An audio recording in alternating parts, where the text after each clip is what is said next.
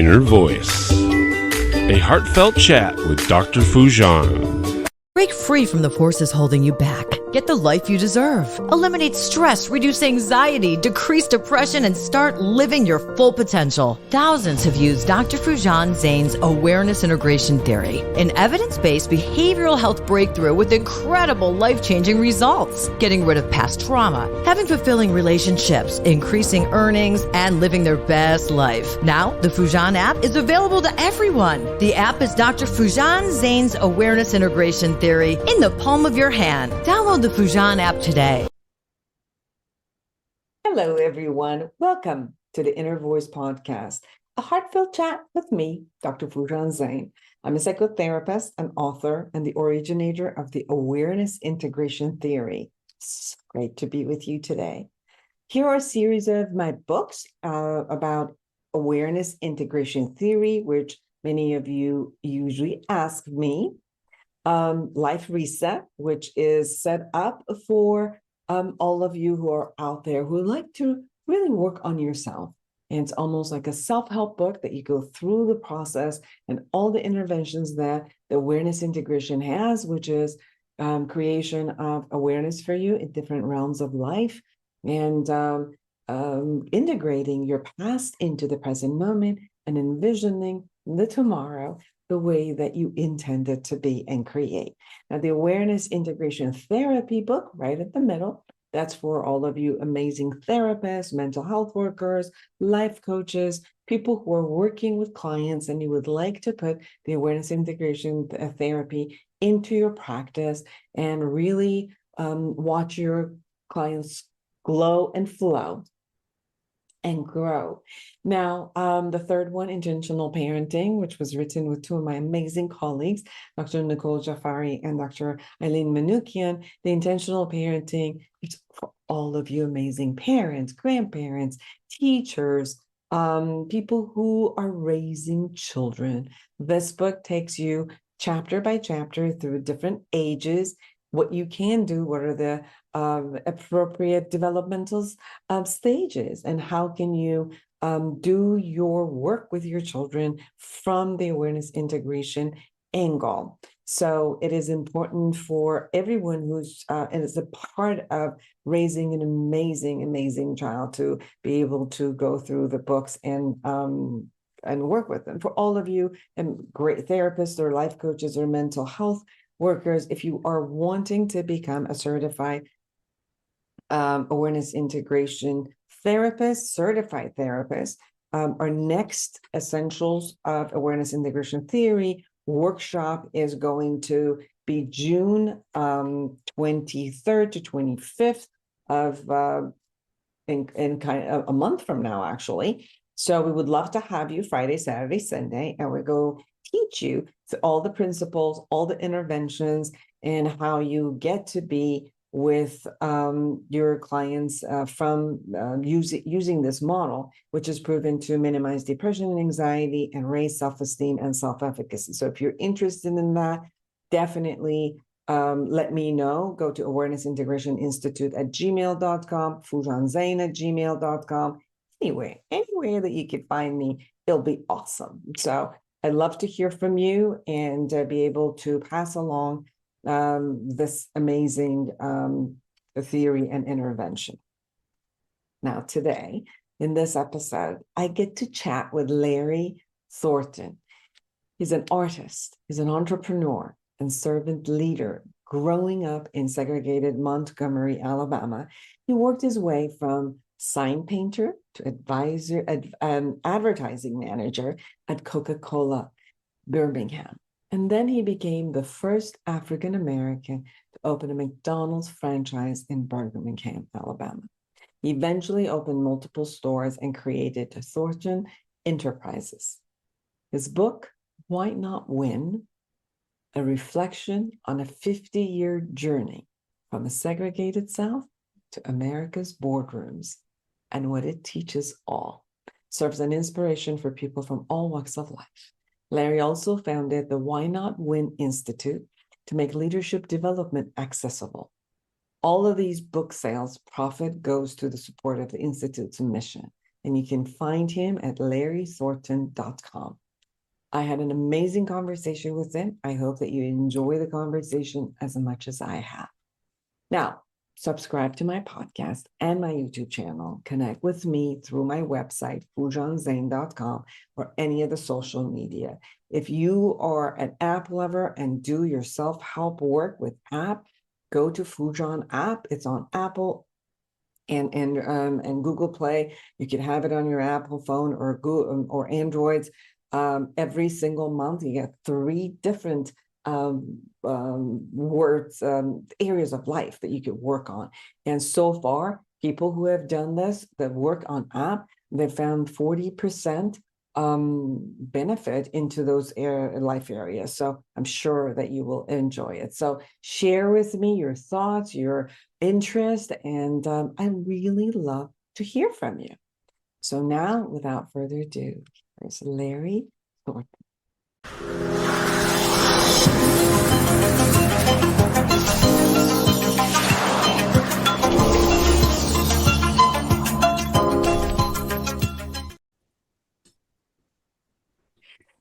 Well, welcome to the show, Larry Thornton, everybody, and the author of Why Not Win. Welcome to the show. Great. Looking forward to a conversation. As I was reading your book and going through it, there were a couple of things that really caught my mind and my eyes. It was, and my heart. So I love these sentences that you begin with, which is, the game has been scheduled, so we have to play. Why not win? And then it was interesting because as I was reading this thing, and I'm like, that's life. And then suddenly right behind that says, you have now been born, so you have to live.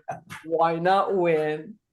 And I love what you said about your son, which is, I would say to my son, there's a ball with your name on it. You may drop the ball and others may try to take it from you, but never forget, it's yours. So hold on tight, get in the game, and play to win. And you did. You did this in your life. So share about you, about what brought you to want to write this book, and how, with all the elements that happens naturally in your life as you were born in a particular space and setup and all of it, how do you, and I'm sure with your business, McDonald and everything else, life just brings a lot and throws a lot of balls at you. But with the mentality of why not win, you take it on step by step. So I'm intrigued and I want to know. Well, first of all, thank you. I'm excited to be here. Any opportunity that we have for John to share more completely, more succinctly, how we win in life. And throughout my career, I'm convinced that not everybody is aware of his or her individual role in the process of your own winning. And so I looked around after about 50 years, I guess, and I didn't see very many people who looked like me in these corporate spaces. And I didn't see very many women who looked like you, Foojan, in these corporate spaces. Yet we all have the capacity to win. So I wanted to capture those rudiments of thought, those processes of thinking, personal disciplines that would lead to a winning experience. And of course, you talked about the very opening, which is the piece that I love. I'm just watching the NBA finals, and the sportscaster never read those 3 lines. I just read them, longing the camera would span long enough for me to take those in. And when I did, I knew that those 3 lines would resonate with me for the remainder of my days, clearly.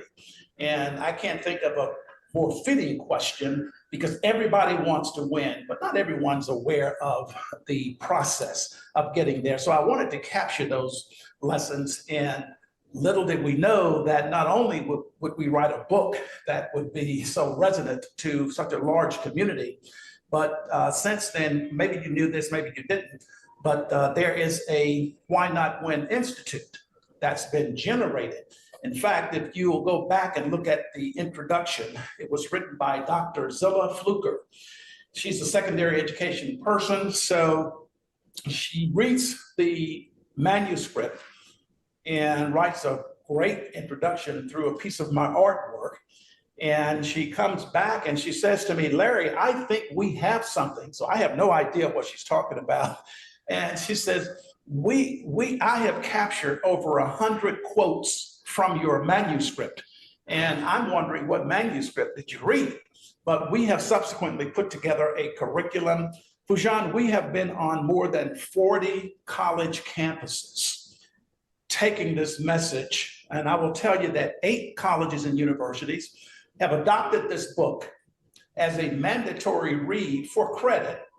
2 major universities, Kennesaw State University and East Tennessee State University, teaches a course to its honors students. The title of the course is Why Not When? And if you contrast that to my horrible high school academic record, you know, my senior English teacher has to be just as proud as I am that this is happening. Well, Larry, I teach at Cal State Long Beach. And I can promise you, I'm going to take some parts of your book with your permission and actually take chapters and put it there too. I teach mental health and well-being because I'm a therapist. I've been a therapist for 30 years and I've had the opportunity now. So I feel so blessed to be able to teach mental health and well-being and to my students. And as I was going through and as you said, and I'm like, yes, that's what they got to get. That no matter what happens, no matter what happens, no matter how much traumas we have, no matter what, you know, life brings in front of us, that we want to win. And this sentence you said also resonated with me. It said, so often it seems the things that happen to us in life are not so much about what is happening in the moment, but rather are about placing us on the path to lead ways for others. And that is so true. And that's what you've done. It's taking what has been happening to you and many others, whom many others can go into the space of victimization for it and stay in that space. You took it and shifted it. And I, again, because I'm a therapist and I've gone through a lot of traumas as a childhood, and I work with trauma, and I can see where, you know, we can create a growth process out of what happens to us, or we can sit in it and feel the pain all of our life, you know? And I think that's when we could take what is there for us and create a growth out of it and learn how we survived, how we learned through every step. And your book really brings it in a beautiful way because it writes in such a way that you could imagine, like it's visual. Suddenly I created this, like, oh, it was almost like I could watch you as I read you. Well, when you think about all that happens to us, you just mentioned in your own experience some of the trauma. And you might imagine, it should be easy to imagine, in the South of our country, and in 1967, 68, being one of 6 Black students to attend for the first time in the history of the state, an otherwise all-white school. So it was the trauma of it all. I skipped the first grade. So here I am, 12 years old, in the 9th grade, with these tremendous messages of inferiority coming at me on a daily basis, and it took a toll on me. But if we can remember, and I'm sure you teach this as well, if we can not allow our past missteps to define us, and I think that happens perhaps more often than it should.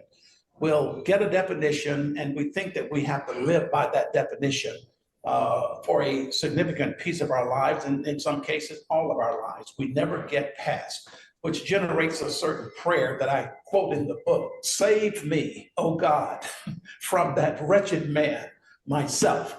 To this day, I believe that we offer the greatest deterrent to our own growth and development, but we have to understand that piece.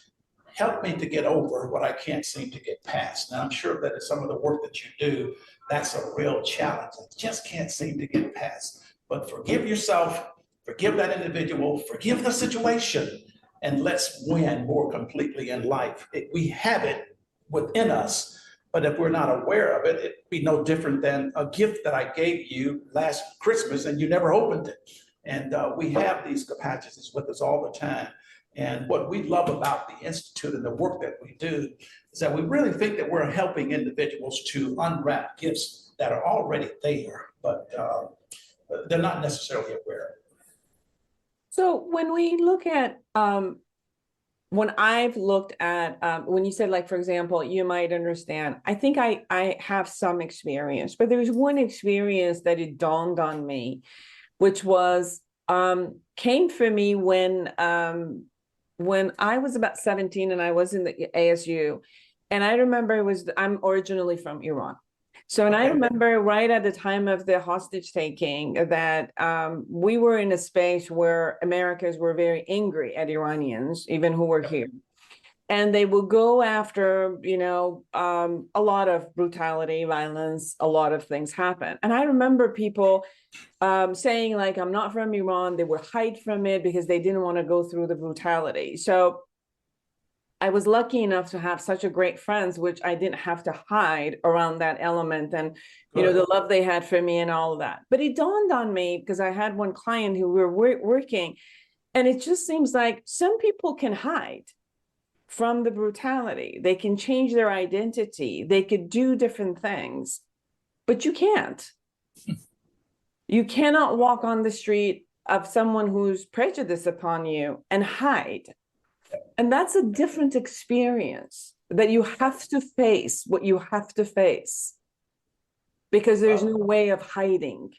Where in a lot of other levels, people could shift and, kind of like be a chameleon in somehow in order to get away from abuse. Yeah. And that is a whole different level that I'm not sure if everybody understands unless you're in it. Unless you're in it. Well, I think it certainly starts, Foojan, with us. I posed a question toward the end of my 4 or 5 page prologue. And I think that it has to be one of the innermost personal questions that we can ask of ourselves. And the question is this: what is it that you see when you see me? What is it that I see when I see you? And if we're willing to be honest about the biases that most of us have, at least one, and we can call the question as it relates to how we see other people in terms of gender, in terms of ethnicity, in terms of sexual orientation, housing status, financial status, ableness, educational level. Most of us can call the question, Foojan, is this honest? Is this just? Is this the best that I can do? And I think for most of us, if we're honest with ourselves, we can say, no, it's not. I can do better. How can I write my vision of how I ought to see other people? If we can become big enough, you see, it starts with you. Can I be big enough to invite those into my sphere of influence who might not look like me, who might not think the way I think, who might not believe what I believe? The human resources, the value of what other people bring to your capacity for winning is enormous. I could spend an hour talking about relationships, and I hope we'll get to that, before we finish this. And we'll not have even scratched the surface on how much value we leave on the table for no other reason than we're not inviting people into our sphere to help us win. Other people. Now, Foojan, I want to say literally, but I can't say literally. But other people will virtually lift you up and deliver you unto the desires of your heart.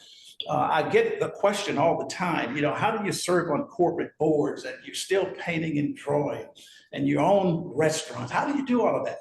It's not me, it's other people. And I spend a lot of time trying to master relating, relationships. It's so powerful, but we miss it. We miss it too often. So talking about relating, in relating, there is a relatedness that shows up, right? So what I get, right? So what I get is knowing what parts of me could be similar to yours, and I can relate to those, and honoring the differences I have with you, with any human being that is in front of me, and learn from those differences. Right. Grow from those differences. Grow from those differences. And to kind of connect and feel safe with how I relate, of knowing how we're the same in some aspects and growing from the aspects that I don't know yet. Yep. Love it. I love it. Because once you get to know, it is amazing what happens. One of the universities that happens to be teaching a course to their honors students, the name of the course at East Tennessee State University is Why Not When? Oh, Ms. Nichols would be so proud of the boy that she couldn't get to read a book, has written a book that colleges are just so excited about. But we were in that course. This is the third semester that they are teaching this book as a course to honors students. But the first semester, John, we went and there were 18 all-white honors students, very sharp.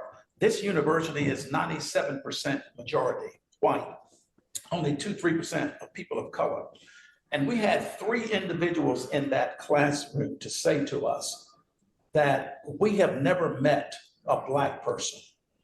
And just about everybody that I share that story with will find that kind of interesting and amazing and hard to believe. But if you'll go around and ask people, not from a Black-white perspective, but how many Asians have you met? Not seen, I've been around, but gotten to know. How many Indians do you know? And I think the answers might be similar to that because we tend to want to stay in our bubble. I have a couple of Indian friends now who are looking to be McDonald's franchisees. And it's been the most interesting experience getting to know them. They have a food truck now, but I'm working with them to get them to ownership of a McDonald's franchise. And Vanish has invited me to dinner. I'm looking forward to this opportunity, you said it a moment ago, to be exposed, but to grow. So when we had those 3 students to say that, it just it didn't rest well with me. So what we have done is we've created a partnership with Tennessee State University, which is just a few miles from each other, 96-7% HBCU, African-American community, and we have their honors students now matched up with East Tennessee State's honors students. They will spend 3 days, Foojan, on each other's campus and get exposed, get to know. You can't convince me that those individuals, both communities, will grow exponentially and will be better positioned to make a more a sizable contribution to society because now I understand. And if this model works, then we're looking to do that with other universities around the Southeast. Rather than flying all the way to London for foreign studies, how about just driving down the street and getting to know what's right there next to you? And we're so excited about the programs that we're putting together with that. I think those are very exciting. Many of the research has shown that when you get to know someone personally, people change their mind on the way that, let's say, culturally or handed down generation after generation, ideologies or prejudices, because I think you're right. the effect of the otherness, it's us and then the others. I like that word, otherness. Right. So there's this concept that, you could put it in your mind and you could project whatever you want to that group. But when you actually meet someone, connect with someone face to face, heart to heart, you have a different experience of that person and your similarities and differences, where that connection completely creates another bond. And although you might, just knowing one or two people might not necessarily change the whole, multi-generational ideologies that have been handed down, but at least takes all and breaks the all. And it's like, oh, Yep. Iranians can all be that, or Indians can all be that, and blacks can't all be that. Because you know what? Because I know a couple of them who are not what you say. So it breaks the all at least. Absolutely. And maybe, it opens up this whole essence of inclusion and having the ability to relate to each other in a whole different way than we have in the past. Or that maybe also it holds us in a different place of a future otherness, because it always creates something in the future. It's not this, like, oh, this is all the past. Immediately, if there's a war, if there's something, the same thing we have right now with, the conversation and political sense of the Asians and Chinese, where openness of how, brutally creating another dialogue around them. So it's not only the past, it's more about how we could do this again and again and again. And so what you said is how to bring this society together so that people actually get to know each other in a safe environment. That's what we think that we're creating with these university models. I mean, it's just going to be so beautiful, I think. Here's an observation that I will make. I'm not sure how far along in the book you've got, but there are, in each of the illustrations of those racial episodes, I would argue that those episodes had more to do with ignorance than it did anything else. I was just not aware. Now, we're all born into ignorance. That is uncomfortably true. And we spend a significant amount of our lives in a state of ignorance. But anyone who remains ignorant only has him or herself to blame. And Foojan, I would divide ignorance into at least two categories. There is willful ignorance. If you can recall the story where this gentleman who went to Buffalo seeking out where Black people congregate, and I'm going to kill as many as I can. In my opinion, that's just a willfully ignorant individual. But a lot of what we call ignorance, I think is quite innocent. It's called innocent ignorance. I just don't know any better. Social construct, my parents, my grandparents instructed inadvertently that this is the way that I ought to be. And I love converting and changing, as you would read in this book, what was just a matter of ignorance. Once I got to know, you see, I'm different now, which begs the question, were you ever really that? You just kind of went with the flow of things. And we can talk about any one or two or three of those episodes in the book if you'd like. We have the time to do that. But it just bears out to be factual, I think. We're curbing what I would call just innocent ignorance. I just didn't know. I didn't realize. I've never been around you. Imagine when we went to Goodwin Junior High School in the 9th grade. Well, we had never been around whites in that capacity. They had never been around us. And so you had these two worlds clashing for no other reason than I just don't know you. You see, when you see me, how you see me, I should say, dictates how you handle me. And that's what we run into. Women suffer with that to this very day. African Americans suffer with that. Ethnicity issues arise as a result of that. Sexual orientation we suffer with only because I don't understand.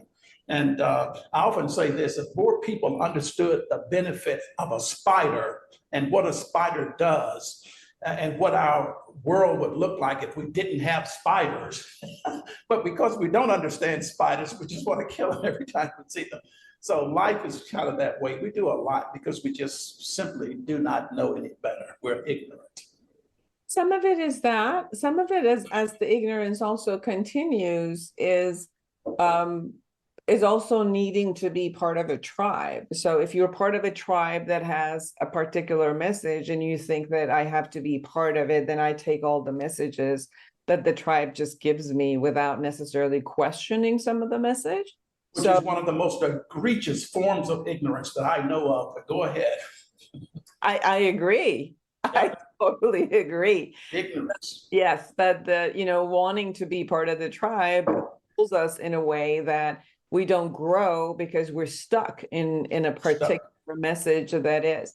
There's also this other question that came up for me as you were talking, which is going from segregation and being isolated to the concept of being acculturated or assimilated to the new, and coming from a different country into a new country. I've had to go through the concept of acculturation and assimilation. And part of what you were sharing is having the ability to go from one community to the bigger community as you were going to your high school, to go into the bigger community and having to be kind of acculturated or assimilated. There's also this backlash that I have also seen a lot when one person attempts to assimilate to the whole new culture. They get a backlash from their own culture of, oh, you've become too white, or you've become too American, or you've become too this, and it's like you're forgetting who you are. And it's almost this kind of like the balance of going back and forth between the two worlds and bringing the best of both and somehow within. What is your experience of that? My experience is just exactly what you described. Being in the community from which I came and am still a part, and work hard so that we create growth and winning opportunities within. But yes, I've gotten those accusations that because you're serving on these corporate boards and because you're the first and only Black to do this and to do that and to serve board of directors of Coca-Cola, board of directors of Synovus Bank, people in your own community, not just your community, Foojan, your own family sometimes will make certain judgment calls. And that's unfortunate. But, there's so much work to be done that we can't allow that to deny or to augment the work that has to be done. I would put it this way too: social construct messaging affects all of us, period, even within ethnicities. Just to give you a case in point. So I can remember maybe 23, 24 years ago, Foojan, taking my first flight out of the country. We flew to Buffalo and we're about to fly over to the Winter Games ceremonies. And I'm sitting on this huge 747. I'm trying to understand how this thing can stay in the air for 10 hours. Is there enough fuel? I'm looking at these tremendous engines. It just was overwhelming. As I'm sitting there, then out of the cockpit walks a Black pilot. I've never seen a Black pilot, ever, not even on television. Now, I'm sitting there thinking what I hate that I'm thinking. I hated that I thought what I thought, but I thought it because social construct has messaged that Black people don't fly planes. And I'm committed now. Isn't it horrible? I'm on this plane about to take this leg over to Turin and I'm questioning. I felt horrible. Now, this was a private jet, which means that the same pilot flew us back from the Winter Games. I want to grow, Foojan. I want to be better. And this is the message to all of the listeners today. Do you want to be better? I made it my business to get into the cockpit. I think they thought that I had something nefarious on my mind, but I want to meet this Black pilot. And I had a chance to talk to him. I shared with him exactly what I thought, the reservations that I had. He was so gracious. I apologized. We developed a relationship. He has a piece of my artwork to this day. But I grew as a result of that. Now, maybe 10 years later, I'm on a plane, our company plane, going to the Masters. In the cockpit, there's a woman. She looked a lot like you, blonde hair. I've never seen a woman pilot, but I had a completely different approach. Isn't that amazing? Because I had grown. I wanted to be better. She would not have been in the cockpit if she couldn't fly the plane. As a matter of fact, if a woman is in the cockpit or a Black man is in the cockpit, they can fly the plane damn good. So, but I didn't think, it's just amazing what social construct does to all of us. And if we want to be better, if we want to grow, then we'll face our biases, not just for us, but to make the entire community better. You also said, like, if you work hard for life, the life also, works hard for you. So there has been a step up where you did, you also went through the steps systematically to grow. So it isn't just because, you were given the opportunities, you worked hard to work through the paths that you had to do and learn what you need to do. So when you talk about winning, what are your, let's say, advice in how to approach winning in life? Sure. Well, I will tell you that if anyone were to ask me, how do you get to serve on 3 corporate boards? You own 7 restaurants. You're the first Black president of this huge dining, over 6,000 members. And you see the past president's wall of about 37 white males. We still don't have a woman up there. So you have that experience, president of the largest Kiwanis club in the world. We've only had 2 Black presidents. So you ask that question, how did you get there? And you have a degree in art. Now, I know some of my associates who have MBAs, Masters of Business degrees hanging on their walls, and yet they can't run a lemonade stand. If you were to say, Larry, what are those tenets? What makes the difference? I will tell you this. We just finished a tour of visiting every single high school in the Birmingham City school system. They bought 2,800 books for their high school students, and we concentrated with those young. Talk about a rewarding experience. It was awesome to see. And here are the tenets that I drove, because these are the 5 areas, Foojan, I think that makes the difference. It made a difference in my life and propelled me to do the things that I do today. And they are these: communication skills, powerful; relationship skills, demeanor, deportment, disposition. Anybody who will major in those 5 can pretty much, constantly honing your skills in these 5 areas. How do I communicate? How do I relate to other people? How do I deport myself? What demeanor am I presenting? And if you're checking those constantly, I will say this to you: organizations, programs, corporations have little choice but to place high premiums on those individuals who are constantly honing his or her people skills. We call them soft skills. Well, let me assure you that they are not soft skills at all. They are quite critical skills.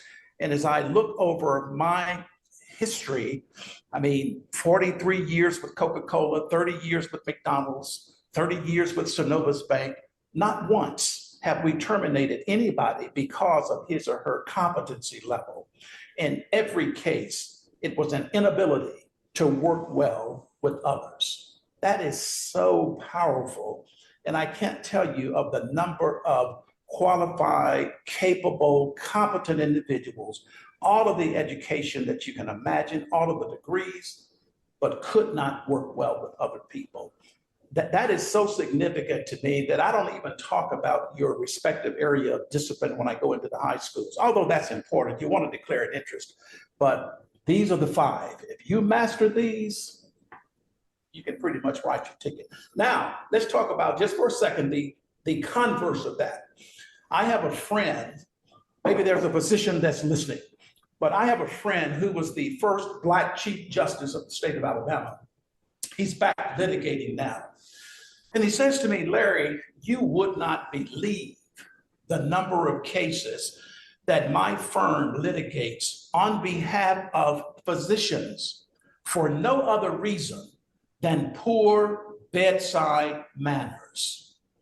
And so when you think about 4 years of undergrad, sit for the MCAT, 4 years of medical school, 3-4 years of residency, pass the bar, but you never learn how to talk to people. Just another 10 or 15 minutes of empathizing with the situation. Relationships, oh my goodness. That is so true. Most of the statistics in malpractices had shown that people would forgive a doctor's mistake if they related to them and they felt cared for, and this was just the mistake. However, they would not forgive if that person did not felt cared for by their doctor. Absolutely. Yes. It's all about caring. Yes. All about caring. Well, everyone. In fact, I had a friend, Foojan, to reduce leadership to one word, and I've been wrestling with it for about 7 or 8 years now, but I cannot disprove it. He says, I can reduce leadership to one word, and that word is caring. And I thought that was so interesting. Very powerful statement and a bold statement that I think has a lot of truth to it. Very much. Everyone, Larry Thornton, get his book, Why Not Win? Larry, anything we haven't touched upon that you really want people to know? I'll make this statement as we wrap up. And I say it in the book. The way that you are is not the way that you have to be. That's a big miss that people make. You can be a very different way if you're willing to put the work in. But what do we hear most people say? Well, man, that's just the way I am. Well, girl, I've been that way all my life, and never stop to think, is it working for you? If it's not, then you can abort that way of being, and you can be a very different way. You can give yourself permission to do that. And I think that's probably the miss that a lot of us make. We don't realize the power that we have to decide to be better, to win in life. I have learned, and I heard this somewhere, but I have it in the book, work harder on yourself. I hope that that's a part of the therapy that you share. Work harder on yourself than you do on any job. Because once you improve you, well, the community, your family, your experience is much better if we work on ourselves. We have more control than we give ourselves credit for. I saw this phrase, and I don't know whose it was, but it said that the best thing I could ever do for you is to really work hard on me. So that's it. Yeah. Well said. Thank you so much for taking your holiday, Memorial Day, and being with us. I can't think of a better place that I would rather have been than to share this with you. And I hope that your listeners will be able to get something out of what I share. Thank you. I really enjoyed your book. I really enjoyed our conversation, and hope that our path gets crossed again somewhere good. Absolutely. Continue to share the book. Thanks. Absolutely. And again, with your permission, I'm going to take some of those chapters and also teach it in my class next fall. Please do. Please do.